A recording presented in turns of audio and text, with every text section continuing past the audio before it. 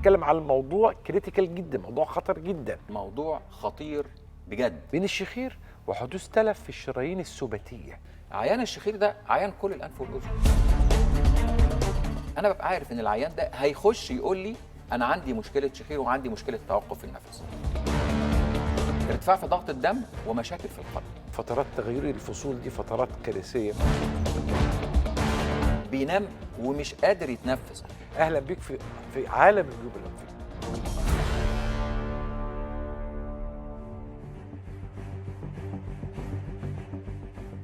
الدكتور هشام إبراهيم، دكتوراه واستشاري الأنف والأذن والحنجرة، دكتوراه واستشاري العلاج بالليزر جامعة القاهرة، زمالة الجمعية العالمية للشخير وأمراض النوم، زمالة الجمعية الأوروبية للشخير وأمراض النوم، أستاذ زائر بمستشفى رويال كير العالمي بالخرطوم.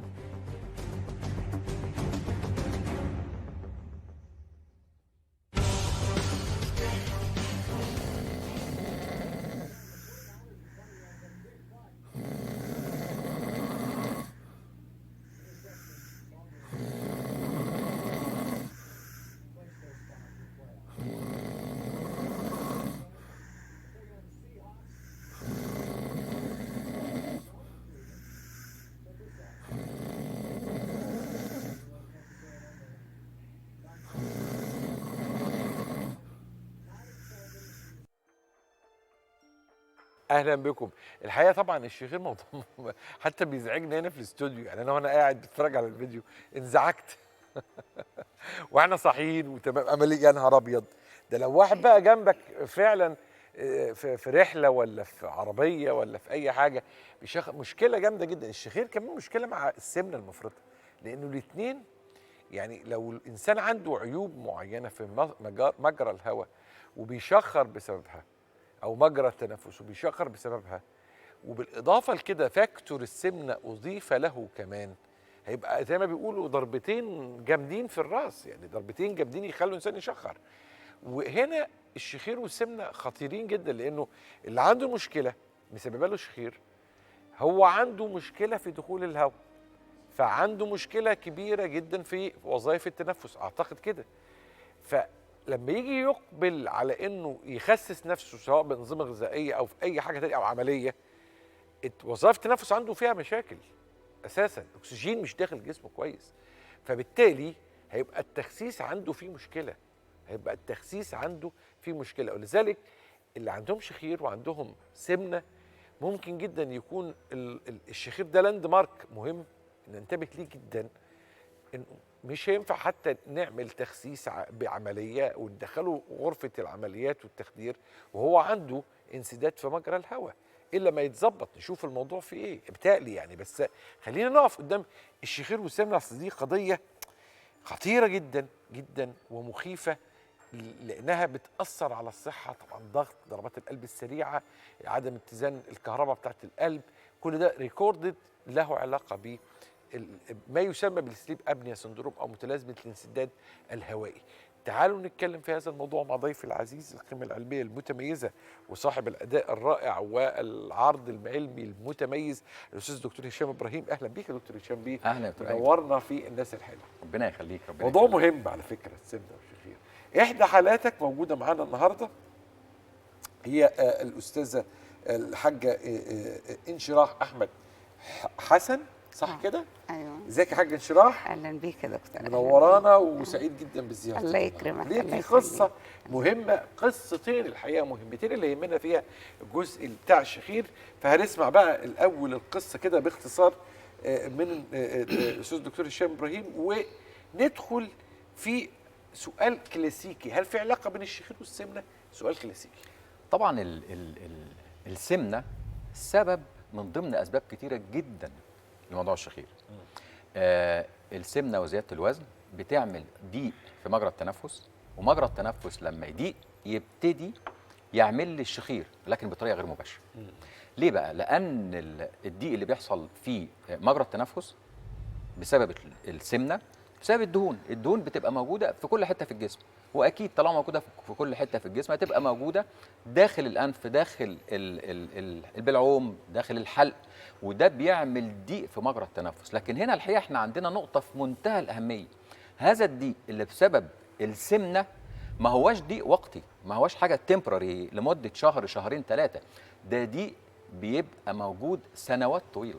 هذا الضيق اللي موجود في مجرى التنفس بسبب السمنه اللي موجود لفترات زمنيه طويله سنين، لا يعني عيان السمنه عيان مريض مزمن بسبب بيؤدي الى ايه؟ بيؤدي الى تغير في الشكل التشريحي لمجرى التنفس. فتره زمنيه طويله دخول وخروج الهواء بطريقه غير سويه بسبب النيجاتيف بريشر اللي موجود جوه، بيؤدي الى ان يحصل تغير تشريحي. التغير التشريحي ده الحقيقه احنا بنشوفه في شكل كل جزء من اول الانف لغايه الحلق لغايه منطقه الحنجره.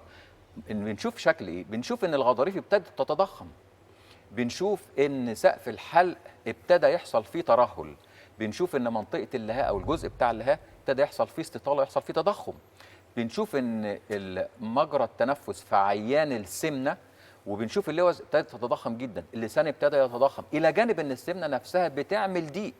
كل الحاجات دي كلها مع بعض بتعمل لي ضيق في التنفس، وتعمل لي شخير، وتعمل لي خنقه، وبتدخل لي العيان في مراحل سيئه جدا. عشان كده احنا بنقول دايما ان عيان السمنه السمنه ما بتؤثرش تاثير مباشر على الشخير والخنقه، لكن تاثير غير مباشر.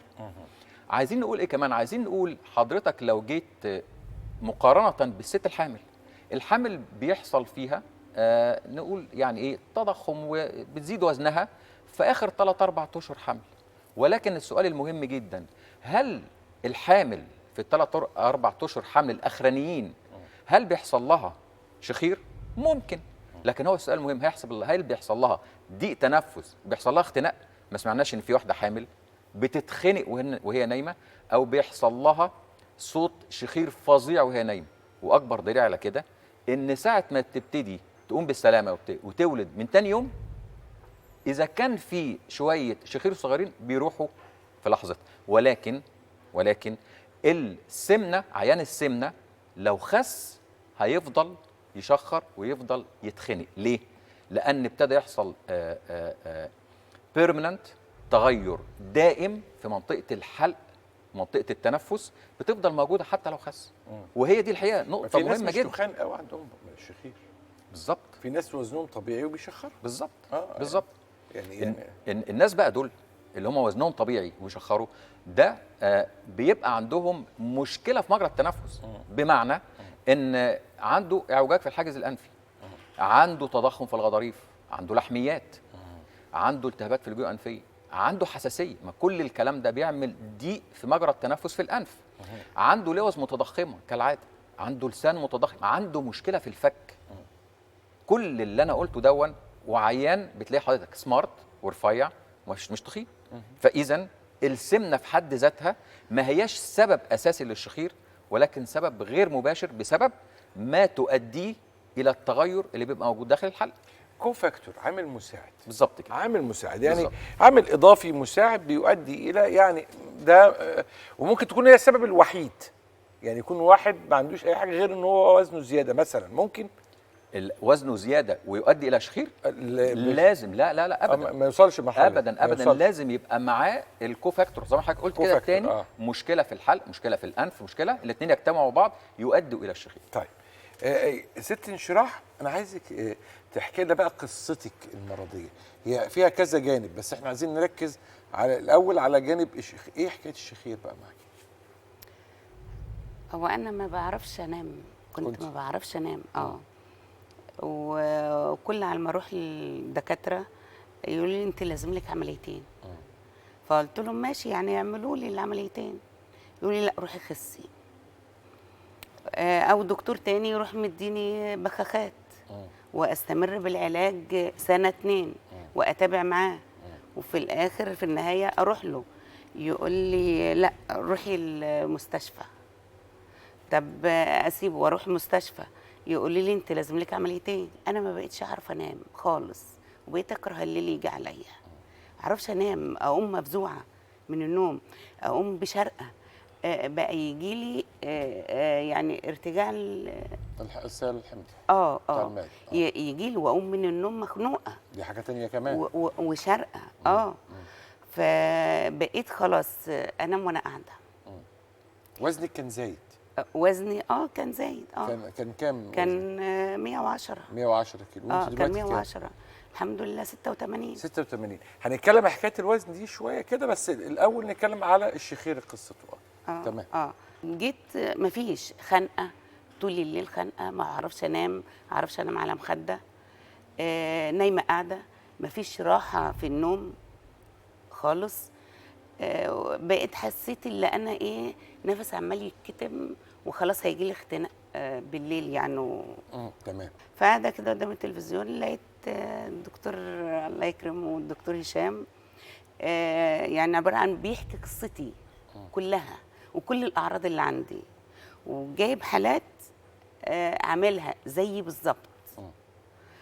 فعند ما شفت الدكتور هشام اكن انا كنت في بحر غرقانه عملتي العمليه؟ رحتي انت قررت ان انت تعملي العمليه؟ قررت على طول ان انا اروح اعمل العمليه. دي العمليه الاولانيه في حياتك مش كده؟ ولا قبل كده كان في عمليات؟ لا يعني هي كانت عمليات تانية. حاجات لكن دي العمليه المهمه في القصه دي اهم شيء عندي. عملتيها امتى؟ انا عملتها 9/7. 9/7/2017. 2017. كويس، حلو قوي. عمليه تعامل مع الشخير في حد ذاته. ايه اللي حصل بعد كده بقى في التنفس؟ الحمد لله بعد ما عملت العمليه الحمد لله انا كان عندي ضغط. وكان ضغط من العالي يعني. والحمد لله من فضل ربنا في نفس الاسبوع اللي انا عملت فيه العمليه لقيت ضغطي بدأ يتظبط. اجي اخد علاج الضغط يجي له هبوط. تمام. فمنعت علاج الضغط شويه بشويه، اجي اقيس الضغط الاقيه مظبوط. علاقه الشخير بالحاله، يعني الحاله دي توصيف الشخير فيها ايه؟ حضرتك مدام انشراح جات لي الحقيقه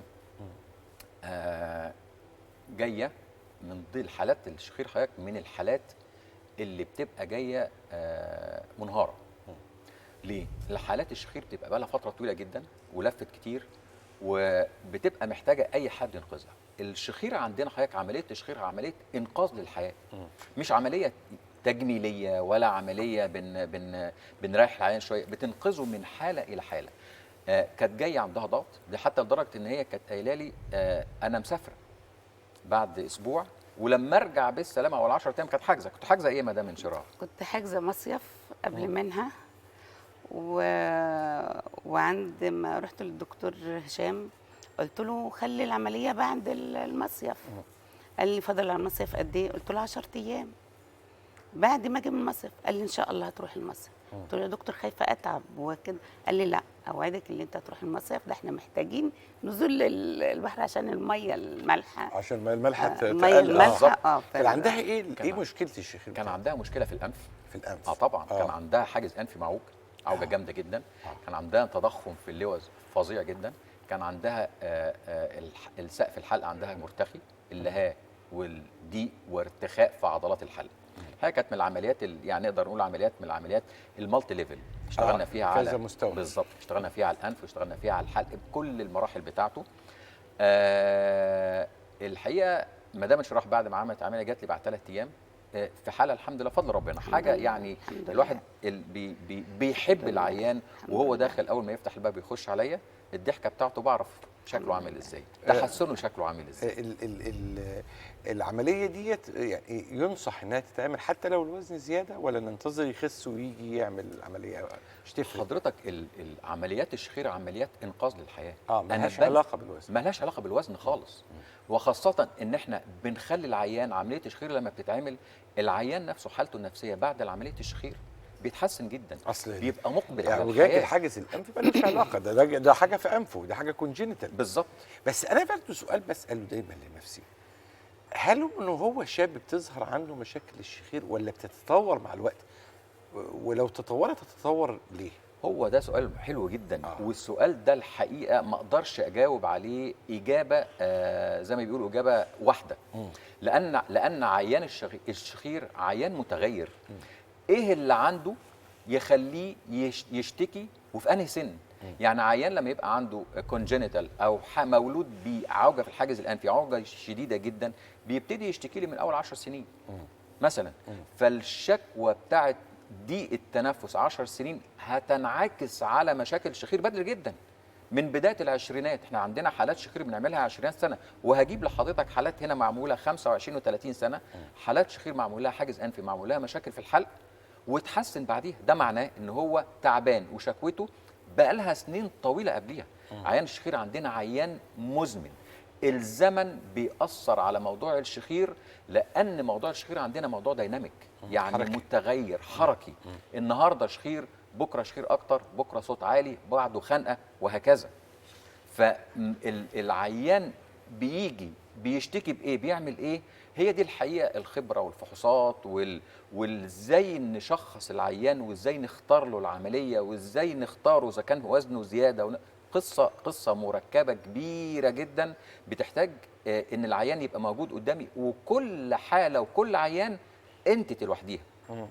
يعني كل حالة نقدر نعمل عليها حلقة لوحديها. كمان اللي عاجبني ان انت بحثتي عن كل ده وانت يعني في سن جميل، يعني السن ده سن الشباب، الحمد لله. سن الشباب، انت لسه شباب ولسه هنشوفك يمكن الله يكرمك. كمان اكثر شبابا الفتره اللي الله جايه. يكرمك. ضيفي العزيز القيمه العلميه الكبيره الاستاذ دكتور هشام ابراهيم، نورتني وشرفتني.